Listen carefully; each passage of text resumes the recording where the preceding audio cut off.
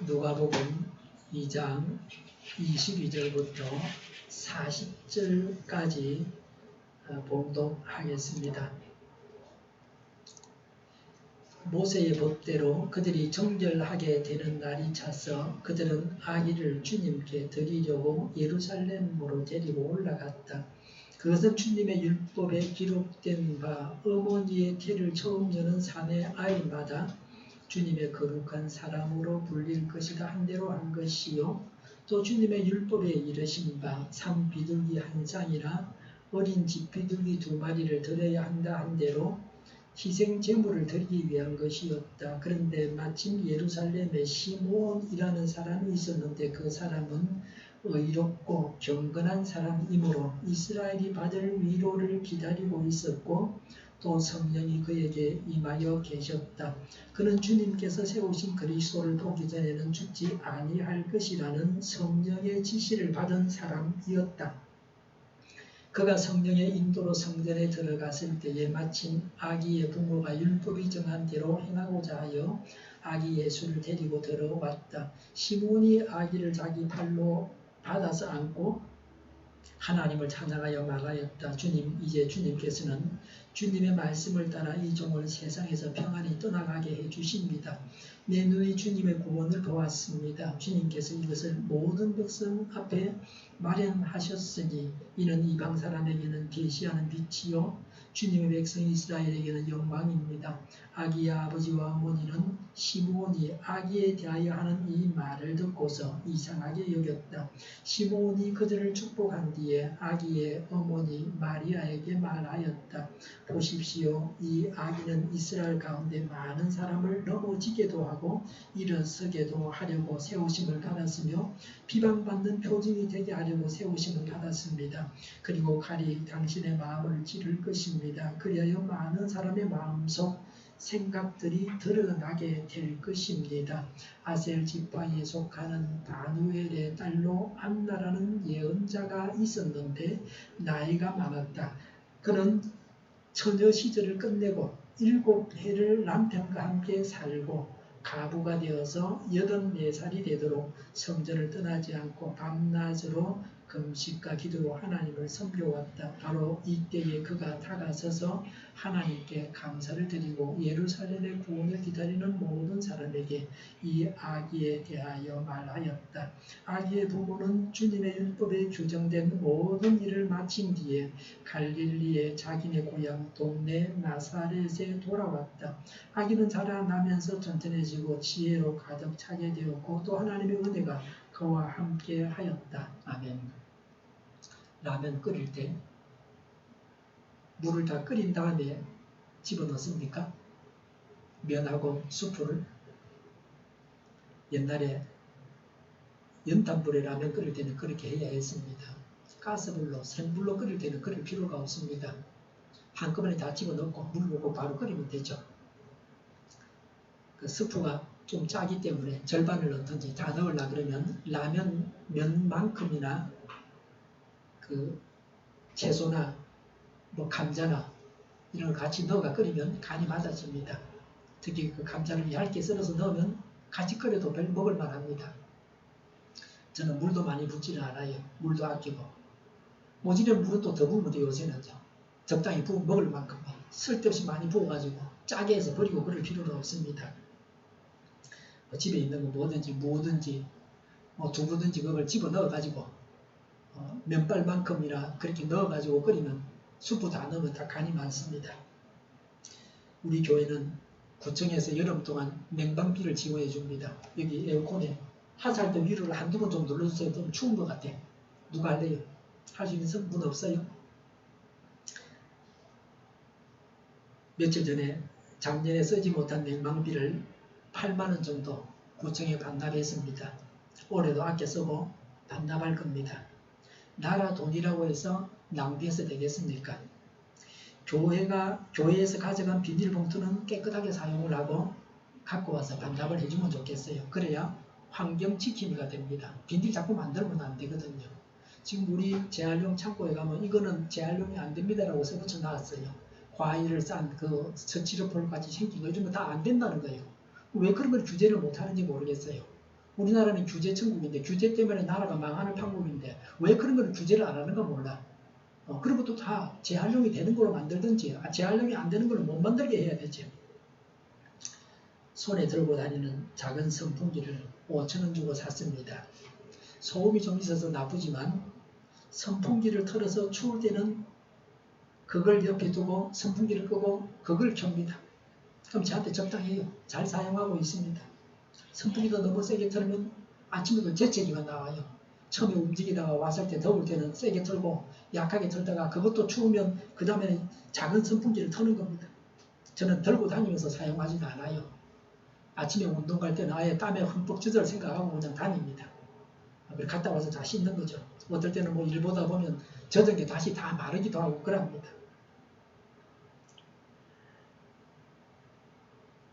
땀을 흘리면 씻어야 되기 때문에 번거롭습니다. 추우면 대부분의 재채기가 나옵니다. 그래서 체온 유지를 위해서 신경을 씁니다. 내일 다른 교회당에서 모임이 있는데 추울 걸 대비해서 입을 옷을 갖고 갈 겁니다. 여름에 어떻게 입는 것이 경건합니까? 반바지도 입고 시원해서 에너지를 덜 사용하는 것이 저는 경건하다고 생각합니다. 지구도 살리고 나라도 살리고 자신도 살리는 길입니다. 대통령, 국회의원, 서울시장 이런 사람들이 반바지를 입어야 됩니다. 목회자도 더 말할 필요가 없죠. 글쎄 뭐 경건한 사람은 양복 입고 넥타이 메고 자는지 모르겠어요. 에어컨 틀어놓고 말이죠. 저는 집에 가면 다 벗고 삽니다. 더워서 저희 집에서 뭘 끓이는 것은 최소화하고 있습니다. 여기 반도 아파트는 에어컨 실외기를 베란다에 두게 하기 때문에 전기세가 많이 나옵니다.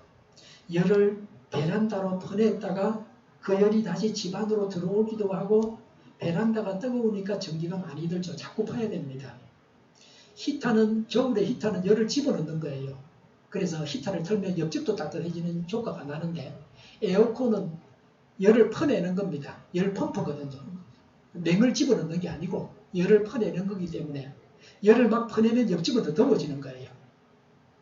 에어컨 막 냉방기 돌리면 그 찬바람이 나오는 곳은 지나가면 좋지만 실외기 쪽에서 더운 바람을 마시게 되면 기분이 나쁘죠. 더 더워지죠.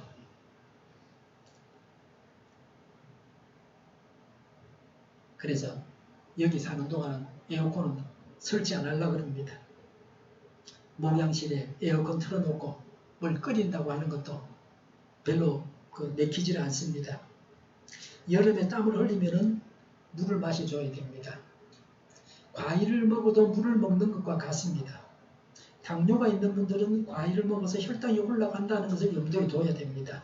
소금은 다른 음식으로 대체되지 않습니다. 땀을 흘릴 때 소금이 빠져나가는 겁니다. 소금은 반드시 소금을 먹어줘야 됩니다. 그래서 소금은 밸런스라고 이미 말씀드렸죠. 우리 몸에서 모자라서는 안 되는 굉장히 중요한 물질입니다.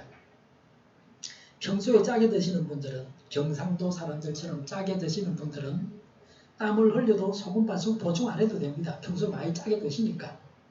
병원 음식처럼 싱겁게 드시는 분들은 땀을 흘렸을 때 조금 짜게 드셔야 됩니다. 소금은 밸런스를 맞춰줘야 됩니다. 소금 보충은 소금을 먹을 수 있고 소금이 들어가는 음식을 먹어서 보충할 수도 있습니다. 소금이 들어가는 음식은 간장, 된장, 고추장, 쌈장, 김치, 라면, 수프, 짠 과자, 짠 찌개, 짠 음식 뭐 등입니다. 22절에 모세의 법대로 그들이 정결하게 되는 날이 차서 그들은 아기를 주님께 드리려고 예루살렘으로 데리고 올라갔다고 했습니다. 예수님도 유대인으로 율법을 지켜야만 했습니다. 레위기 12장 1절부터 8절에 율법에는 산모가 누구든지 부정한 자로 규정을 하고 있습니다. 산모는 누구나 부정하다.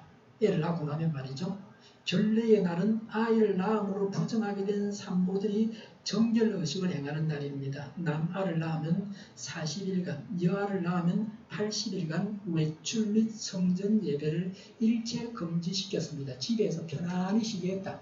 딸을 놓으면 더 오래 쉬는 겁니다. 배나 많이 좋겠죠. 산후조리가 충분히 되었을 겁니다. 이게 부정하다는 말이 꼭 나쁜 의미는 아니에요. 산모를 보호한다는 의미가 있습니다. 산모는 이 기간이 지나야 비로소 정결 예식을 통해서 부정을 벗어날 수가 있었습니다.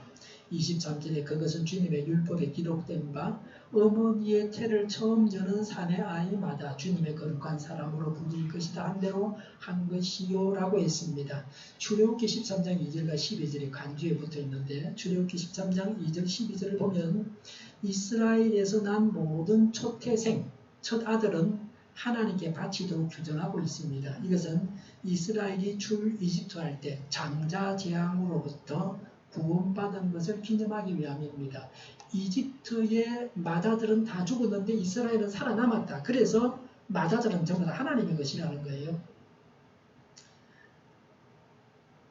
그런데 이스라엘의 모든 장자를 대신해서 레위 지파 전체가 하나님께 거룩하게 구별되어져서 드려졌습니다.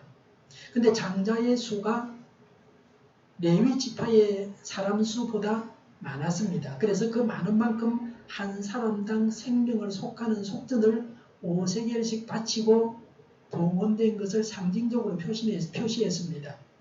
이렇게 예수님도 요셉과 마리아의 장자로서 하나님께 드려졌습니다. 24절에 또 주님의 율법에 이른바 산 비둘기 한 쌍이나 어린 집 비둘기 2마리를 드려야 한다 한 대로 희생 제물을 드리기 위한 것이었다고 했습니다. 비둘기는 마리아의 정결 예식에 사용된 예물입니다. 예수님의 어머니 모친 마리아의 정결 예식에 사용된 제물입니다. 레위기 12장 6절부터 8절에 보면 속죄제는 부정을 제거하는 제사로 비둘기 1마리를 바쳤습니다. 번제는 출산에 대한 감사의 헌신의 표시였습니다. 양 1마리를 바쳤는데 가난한 사람은 비둘기를 대신 바쳤습니다. 예수님의 부모님 요셉과 마리아는 가난했습니다. 양을 바치지 못하고 비둘기 2마리를 바쳤습니다. 사람은 재물의 양을 보는데 하나님은 재물의 양이 중요하지 않습니다. 얼마짜리를 헌금했는가 그게 중요한 것이 아닙니다. 하나님의 말씀을 지키는 것이 중요합니다. 게을러서 어리석어서 가난했다면 그건 문제가 있습니다. 재물을 가졌다고 다 훌륭한 것은 아닙니다. 악하게 모은 재물도 얼마든지 있습니다. 가난이 죄는 아닙니다. 예수님의 부모님 요셉과 마리아처럼 가난하지만 하나님께서 인정하시는 의로운 자도 있습니다. 그 당시 아기 예수님을 보낼 때 젊은 사람들 가운데서 가장 훌륭한 가정이 요셉과 모친 마리아의 가정이었습니다. 예수님은 매우 가난한 가정에서 태어나셨습니다. 예수님은 가난한 자들의 고통을 다 경험하셨습니다. 예수님은 이 세상에서 언제나 가난하게 사셨습니다. 가난한 사람은 예수님과 가까이 있는 자입니다. 사회적 신분이 비천하다고 가난하다고 시리에 빠져 있어서는 안 됩니다. 25절에 그런데 마침 예루살렘에 시므온이라는 사람이 있었는데 그 사람은 의롭고 경건한 사람이므로 이스라엘이 받을 위로를 기다리고 있었고 또 성령이 그에게 임하여 계셨다고 했습니다. 의로운 사람은 외적인 생활이 율법에 충실했습니다. 경건한 사람은 내적인 성품이 하나님을 경외하는 겸손한 마음을 가졌습니다. 시므온은 하나님께서 예비한 자입니다. 율법을 지키는 사람입니다. 하나님을 경외하는 겸손한 자입니다. 이스라엘의 위로는 메시아가 오셔서 받는 복입니다. 메시아를 몹시도 기다리고 있었던 자였습니다. 성령이 그에게 임하여 있었습니다. 그는 성령의 계속적인 임조 속에 살았습니다. 이것은 예수 그리스도의 부활 성천과 오순절 성령 강림 사건 이전에 있었던 일입니다. 오순절 이후에 신약의 성도들이 성령에 의해서 인도하심을 받은 것과 같이 구약시대 경건한 성도들도 성령님의 지속적인 임재를 느끼면서 살았습니다. 26절에 그는 주님께서 세우신 그리스도를 보기 전에는 죽지 아니할 것이라는 성령의 지시를 받은 사람이었다고 했습니다. 그리스도는 그리스어입니다. 메시아는 히브리어입니다. 둘 다 기름 부음을 받은 이라는 뜻을 가지고 있습니다. 같은 말이죠. 시므온은 구원자 예수님을 보기로 정해져 있었던 자였습니다. 모세는 가나안 땅에 들어가지 못하고 보기만 했습니다. 하나님께서 정하신 대로 됩니다. 구원자를 보는 자는 복됩니다. 성령님의 감동으로 살아생전에 메시아께서 오시리라는 것을 알게 되었습니다. 시므온이 그렇단 말이죠. 게바를 통해서 하나님의 응답으로 지시를 받았습니다. 오늘날도 하나님께서 자신을 열어 보이시는 특별한 은혜를 받은 사람은 시므온과 같은 자입니다. 27절에 그가 성령의 인도로 성전에 들어갔을 때에 마침 아기의 부모가 율법이 정한 대로 행하고자 하여 아기 예수를 데리고 들어왔다 그랬습니다. 성전은 성소와는 달리 성전 구매 곧 성전뜰을 말합니다. 율법대로 장자를 하나님께 드리는 헌신례였습니다. 하나님께서 시므온이 아기 예수를 보게 인도하셨습니다. 결정권을 가지신 분은 하나님이십니다. 하나님께서 주신 구원을 보는 자는 복됩니다. 하나님의 구원을 보지 못하는 자는 불행합니다. 28절에 시므온이 아기를 자기 팔로 받아서 안고 하나님을 찬양하여 말하였다고 했습니다. 시므온은 성령님의 계시로 아기 예수님이 메시아이심을 알아볼 수 있었습니다. 시므온의 감격은 이루 말할 수 없었습니다. 구원자 아기 예수님을 팔에 안았습니다. 구약의 숱한 사람들이 구원자 메시아가 오는 것을 고대하고 메시아를 뵙기를 고대했습니다. 그런 구원자였습니다. 인류 역사에 단 한 번 오시는 구원자입니다. 거짓 구원자가 난무하는 인간 세상에서 참 구원자를 뵙는 기적을 경험했던 시므온입니다. 시므온은 아기 예수님을 안고 하나님을 찬양했습니다.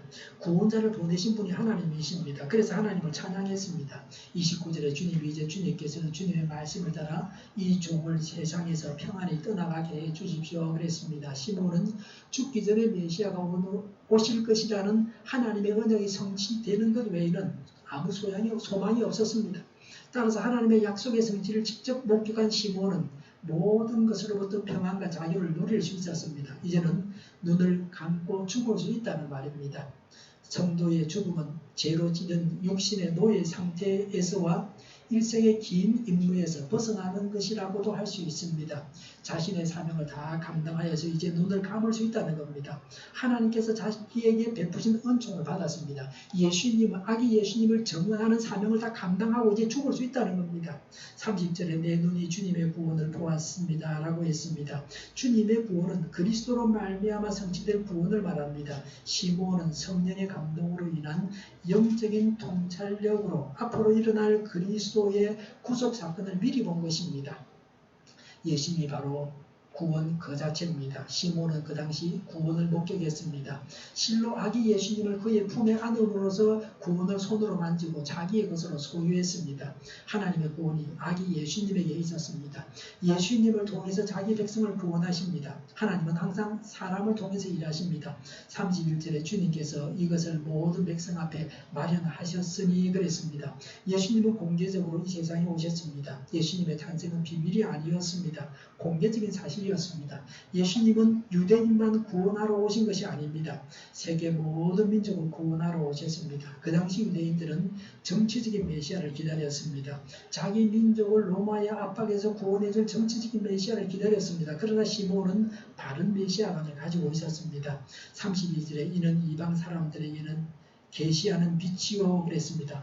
복음의 세계적인 확장과 구원의 보편성을 노래하고 있습니다. 빛은 전혀 소망 없이 어두움에 거하는 자들에게 구원과 생명을 가져다 주실 그리스도를 가리킵니다. 이방은 인종적으로 비유대인들, 불신자들을 가리킵니다. 그리스도의 복음이 인종과 신분의 장벽을 뛰어넘어서 온 세계에 전파되어서 모든 민족이 구원 얻게 될 것을 시사하고 있습니다. 하나님을 모르고 구원받지 못한 이방인들에게 하나님을 계시해서 구원받게 하셨습니다. 32절에 주님의 백성 이스라엘에게는 영광입니다 라고 했습니다. 구원의 역사가 이방과 이스라엘에게 두 가지 형태로 나타나고 있습니다. 이방에게는 빛과 같은 형태입니다. 이스라엘에게는 영광의 형태입니다. 인류를 구원하실 그리스도께서 유대인들 가운데 나셨다 하는 것은 하나님께서 그 어떤 나라들보다 이스라엘에게 복을 주셨다는 증거입니다. 구원자가 이스라엘 사람으로 오셔서 영광입니다. 이스라엘이 구원의 도구가 되었습니다. 이스라엘 백성들에게 말할 수 없는 영광입니다. 그럼에도 불구하고 유대인들은 그리스도를 알아보지 못하고 배척하고 십자가를 못 박아 죽였습니다. 지금도 이스라엘은 국가적으로 그리스도를 대적하고 있습니다. 이스라엘은 실로 어처구니없는 제약을 보냈습니다. 그 영광을 빼앗기는 아픔을 겪어야만 했습니다. 맨 마지막 선교지가 예루살렘입니다. 복음이 예루살렘에서 시작해서 온 세계를 돌아서 다시 예루살렘으로 갑니다. 예루살렘이 복음화되면 예수님이 재림하실 것입니다. 할아버지 시므온과 할머니 안나가 예수님을 알아봤습니다. 이스라엘이 국가적으로 예수님을 영접하지 아니하고 배척했는데 아기 예수님을 알아보는 사람이 있었습니다. 이것은 하나님께서 예비하신 것입니다. 우리도 예수님을 구원자로 볼 수 있어야 합니다. 33절에 아기의 아버지와 어머니는 시므온이 아기에 대하여 하는 이 말을 듣고서 이상하게 여겼다라고 했습니다. 천사가 아기를 가질 것이라고 모친 마리아에게 알려줬습니다. 또 목자들이 아기 예수님을 경배했습니다. 이어서 계속해서 아기 예수님에 대한 증거들이 일치되었습니다. 그 예언의 내용이 신기하고 놀라운 것이었습니다. 예수님의 부모 요셉과 마리아는 시므온이 아기 예수님에 대해서 하는 말을 듣고 이상하게 여겼습니다. 시므온은 성령님의 감동으로 예수님이 메시아라고 하는 것을 알아봤습니다. 예수님의 부모는 시므온이 하는 말을 듣고서 예수님이 어떤 분인가 하는 것을 알게 되었습니다. 사람마다 역할이 다릅니다. 모친 마리아는 예수님을 뱃속에 품어야 했고 잉태해야 했고 임신해야 했고 출산해야 했습니다. 요셉과 함께 아기 예수님을 키웠는데 양육을 했는데 시므온은 예수님이 구원자라는 것을 증거하는 사명을 예수님이 아기 때에 그 일을 감당했습니다. 34절에 시므온이 그들을 축복한 뒤에 그랬습니다. 시므온이 축복한 것은 예수님이 아닙니다. 그 부모님이었습니다. 예수님은 하나님이시기 때문에 사람이 하나님을 축복할 자격이 없습니다. 34절에 아기의 어머니 마리아에게 말하였다. 보십시오. 이 아기는 이스라엘 가운데서 많은 사람을 넘어지기도 하고 일어서기도 하려고 세움을 받았으며 그랬습니다. 예수님이 모든 사람을 다 세워주기만 하면 좋은데 넘어지기도 한다고 이야기하고 있습니다. 예수님으로 인해서 세움받는 자는 예수님을 믿고 구원받은 자입니다. 예수님의 제자가 되고 예수님의 일을 하고 천국 가서 큰 상을 받기도 합니다. 예수님은 예수님을 배척하고 미워하는 자들에게는 거치는 돌과 걸리는 반석이 되십니다. 예수님은 끊임없이 유대인들과 이방인들에 의해서 멸시를 당하셨습니다. 예수님의 가르침은 시종일관 폐역하고 방탕한 자들에 의해서 비방과 조롱의 대상이었습니다. 예수님으로 인해서 넘어지는 자들은 가룟 유다, 예수님을 팔아먹은 가룟 유다, 예수님을 죽이려고 하는 유대 종교 지도자들, 또 예수님에게 사형운동을 내린 빌라도 구원받지 못한 자들입니다. 복음을 전했을 때 구원과 정죄라는 효과가 나타납니다. 예수 믿으면 구원받고 예수님을 믿기를 거절하면 정죄를 받습니다. 예수님 믿는 자는 천국 가고 예수 믿지 않는 자는 영원한 고통을 당해야 됩니다. 34절에 비방받는 표징이 되게 하려고 세우심을 받았습니다. 예수님이 비방받는 표징이 된다는 겁니다. 사람들이 예수님을 내버려 두지 않습니다. 예수님은 매우 잔인하게 극형에 처했습니다. 십자가에 매달아 죽였습니다. 예수님은 사람들의 악을 지적하여서 드러냈기 때문에 악인들이 마귀의 종이 되어서 예수님을 죽였습니다. 사람이 할 수 있다고 해서 한 모든 일이 다 상받을 일은 아닙니다. 하나님은 악인이 행하는 악행도 내버려 두십니다. 마지막 날에 하나님은 모든 악에 대해서 심판하십니다. 용서받지 못할 죄는 다 죄값을 지불해야 합니다. 고의로 지은 죄, 남에게 보상해야 하는 죄는 다 그냥 용서받는 게 아닙니다. 35절에 그리고 칼이 인과 당신의 마음을 찌를 것입니다 라고 했습니다. 여기서 칼은 큰 칼입니다. 예수님이 당하신 고난과 십자가의 죽음이 큰 칼로 마음을 찌르는 것과 같이 모친 마리아에게 얼마나 큰 고통이 될 것인지를 분명하게 암시해주고 있습니다. 예수님이 죽임을 당하셔서 모친 마리아는 아들을 먼저 보내는 아픔을 견뎌야만 했습니다. 자기 앞에서 아들 예수님이 돌아가시는 것을 봐야 했습니다. 사람들이 십자가에 매달아서 극형에 처하는 걸 봐야 했습니다. 예수님도 고통을 당하셨지만 그 어머니는 더 큰 고통을 당하셨다고 말할 수 있습니다. 어머니의 마음은 대동소이합니다. 아들이 먼저 죽으면 어머니는 아들을 가슴에 묻는다 그러죠. 남편은 땅에 묻고 아들은 가슴에 묻는다 그러는데요. 우리가 이런 슬픔을 당하지 않는 것이 복입니다. 예수님과 모친 마리아는 끔찍한 생을 사셨습니다. 35절에 그리하여 많은 사람의 마음속 생각들이 드러나게 될 것입니다 라고 했습니다. 예수 그리스도로 말미암아 사람의 마음속의 생각이 밝히 드러나 의인과 악인이 분리되고 최종적으로는 구원과 심판이 각각 임하게 될 것을 보여줍니다. 그리스도는 복음을 영접하는 자와 거절하는 자를 구별하실 것입니다. 마음의 생각을 드러내시고 구별하실 것입니다. 예수님을 죽여서 악인들은 기득권을 유지하려고 했습니다. 이 세상에서 영원히 잘 먹고 잘 살 것처럼 악을 행했습니다. 어두운 세상을 우리가 지금도 살아가고 있습니다. 나는 어디에 서 있습니까? 복음을 듣고 믿는 자는 구원을 받고 거절하는 자는 심판을 받습니다.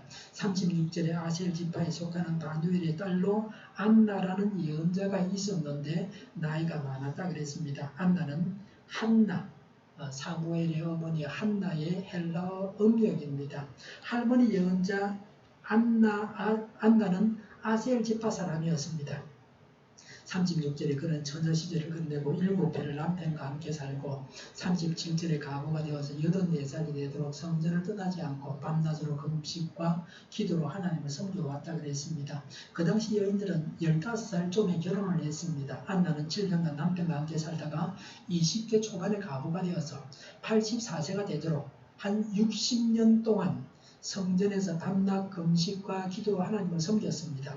금식과 기도는 하나님을 섬기는 것입니다. 기도하는 가운데 영적인 안목을 가지게 되었습니다. 대제사장이나 제사장이나 율법학자들이 아니라 이 안나라고 하는 할머니가 하나님 보실 때에 아기 예수님을 증언할 만한 경건한 자였습니다. 그를 사용하셨습니다. 우리가 하나님을 섬기되 손으로 발로 제물로 하나님을 섬길 수 있습니다. 그러나 진정 기도하면서 무릎으로 섬기지 못한다면 그 모든 것이 헛될 수도 있습니다. 이제 무릎으로 기도로 하나님을 섬겨야 됩니다. 성령님의 인도하심을 받아서 예수님을 메시아로 알아봤습니다. 하나님을 맞이하는 데는 나이 제한이 없습니다. 노인도 예수님을 맞이할 수 있습니다. 특히 노인들은 시간이 많습니다. 기도의 은사를 사용해서 기도하는 가운데 하나님과 교통해야 합니다. 38절에 바로 이때에 그가 다가서서 하나님께 감사를 드리고 그랬습니다. 안나가 성령님의 지시로 아기 예수가 메시아임을 깨닫게 되자 반사적으로 하나님께 감사의 고백을 했습니다. 안나는 구원자 예수님을 보내주셔서 하나님께 감사를 드렸습니다. 38절에 예루살렘의 구원을 기다리는 모든 사람에게 이 아기에 대하여 말하였다고 했습니다. 예루살렘은 정치, 종교, 사회, 문화적으로 이스라엘의 중심지입니다. 예루살렘의 구속이란 이스라엘의 구속입니다. 모든 사람은 이스라엘의 구원과 메시아를 대망하는 모든 유대인을 말합니다. 안나는 예수님께서 메시아 되심을 그녀가 만나는 모든 유대인들에게 쉬지 않고 지속적으로 증거했습니다. 할머니 안나가 아기 예수님에 대해서 하나님의 구원을 기다리는 모든 사람에게 말했습니다. 아기 예수님을 두고서 예수님이 구원자요 메시아이심을 증언했습니다. 아기 예수님이 구원자 메시아 그리스도라고 두 사람이 증언했습니다. 하나님은 사람의 증언이 필요하지 않습니다. 사람의 증언 때문에 하나님이 되는 건 아닙니다. 그러나 사람들은 증인들의 말을 믿고서 예수님을 믿어야 합니다. 정인의 수를 채우기 위해서 두 사람이 아기 예수님에 대해서 증언했습니다. 복음서는 마태, 마가, 누가, 요한 4명이 예수님에 대해서 글을 써서 구원자라고 증언했습니다. 그게 성경 신약의 첫 번째 네 권의 책입니다. 그래서 우리가 예수님을 하나님으로 구원자로 믿는 것입니다. 39절에 아기의 부모는 주님의 율법에 규정된 모든 일을 마친 뒤에 그랬습니다. 예수님은 율법을 다 지켰습니다. 39절에 갈릴리의 자기네 고향 동네 나사렛에 돌아왔다고 했습니다. 곧바로 나사렛으로 돌아간 것처럼 기록하고 있지만 마태복음 2장을 보면 동방 박사들의 경배, 이집트로 도피했던 것, 또 헤롯의 어린 아이 학살 등이 생략되었습니다. 아기 예수님은 갈릴리 나사렛으로 돌아오셨습니다. 나사렛은 예수님의 부모들이 살던 곳입니다. 일상으로 돌아왔습니다. 예수님은 갈릴리 나사렛에서 자라셨습니다. 그래서 나중에 예수님을 나사렛 사람이라 그런다. 나사렛에서 뭐가 그렇게 좋은 게 나오겠느냐. 메시아는 나사렛에서 안 나온다. 예수님의 출생지에는 베들레헴입니다. 호적 조사를 하기 위해서 가던 중에 베들레헴에서 예수님을 낳았고 자란 곳은 나사렛입니다. 그 사람들이 자꾸 예수님을 나사렛 사랑하니까 나사렛에서 무슨 메시아가 나오느냐 구약에 그런 예언은 없다는 겁니다. 출생지가 베들레헴입니다. 아기 예수님은 부모님의 돌봄 가운데서 귀한 가정에서 자라셨습니다. 나사렛은 오늘날 한국어로 말하면 권세자들이 살지 않는 지방입니다. 나사렛은 부산 같은 곳이라 말할 수 있습니다. 40절에 아기는 자라나면서 그랬습니다. 아기가 자라야 되죠. 성장이 6세에 멈추면 장애자입니다. 나이가 40대인데 정신질력이 6세 아동입니다. 그 결혼도 못하고 자기 관리도 못하고 그래서 노인처럼 늙어서 저보다 나이가 더 들어 보이는 그런 사람을 동네에서 보게 됩니다. 몇 명 있어요. 신앙적으로도 자라가야 됩니다. 멈추고 있어서는 안 됩니다. 40절에 튼튼해지고 그랬습니다. 튼튼해진다. 건강해진다는 거죠.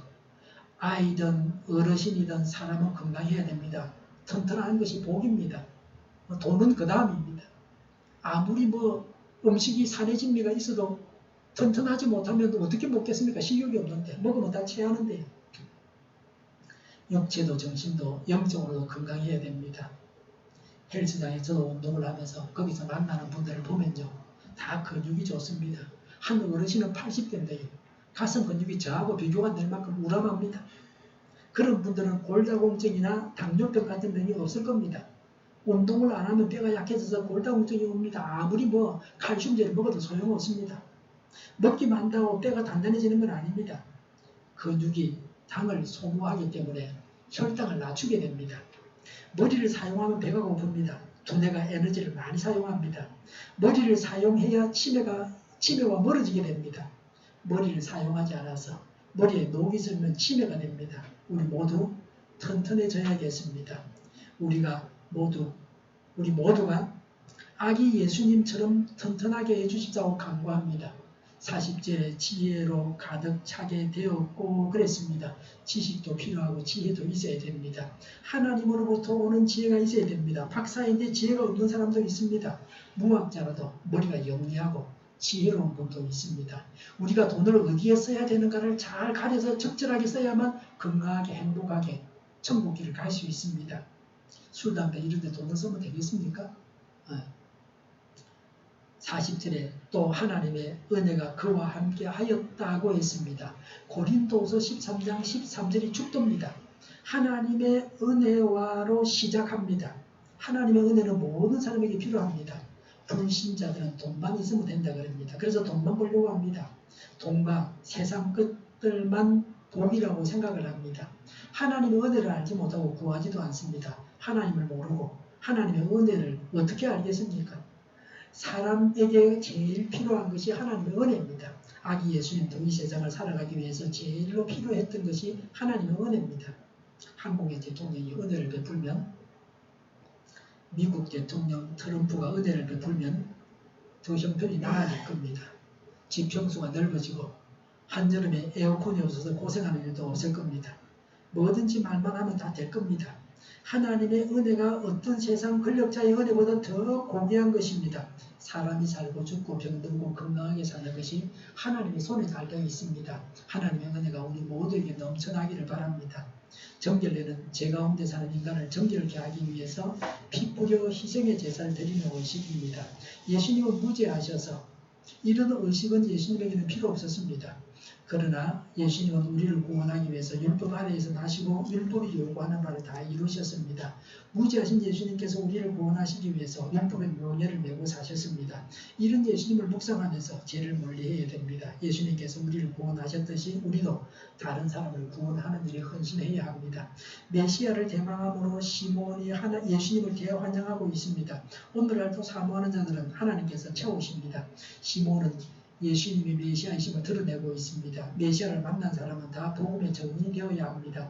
이것은 절대적인 원칙입니다. 예수님은 온 인류를 구원하십니다. 우리의 선교의 대상은 세상에 사는 모든 사람들입니다. 누구도 선교의 대상에서 제외시켜서는 안 됩니다.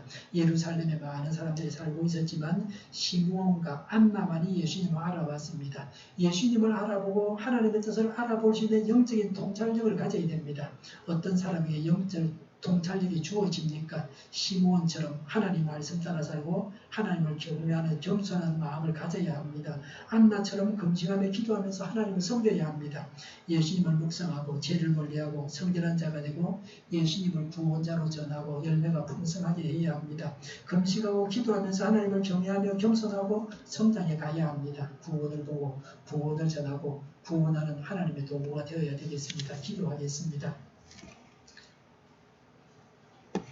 하나님의 구원을 보고 구원을 전하여 구원하는 하나님의 도구가